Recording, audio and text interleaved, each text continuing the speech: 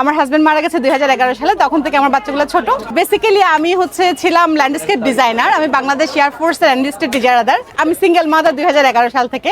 জীবনের সাথে হার মানি নাই আমি চেষ্টা করে গেছি, বাকিটা আল্লাহ তাআলার রহমত ছিল। আসলে রান্নাটা আমার হবি, আমি খেতে এবং খাওয়াতে দুইটাই খুব পছন্দ করি।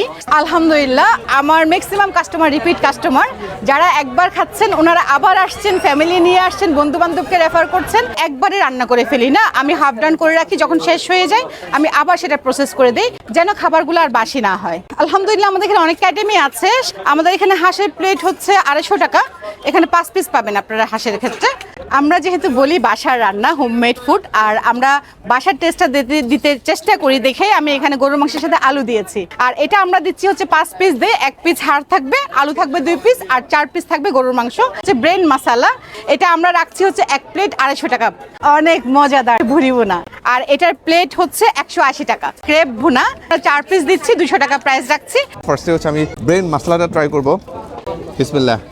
ব্রেন মশলাটা টেস্টটা বেশ ভালো, একদম ঘরোয়া যে রান্নাটা সেরকমই। হাঁসের মাংস যেটা, বিসমিল্লাহ। হাঁসের গ্রেভিটা এত জোস, গরুর মাংস, বিসমিল্লাহ। বিফের সাথে এই চালের রুটি কিন্তু সবসময় ভালো লাগে, অ্যান্ড আমার কাছে এটা কিন্তু বেশ ভালো লাগতেছে। এই প্লেসটার নাম হচ্ছে জামাই বাজার, এই দোকানের নাম হচ্ছে রাধিকা।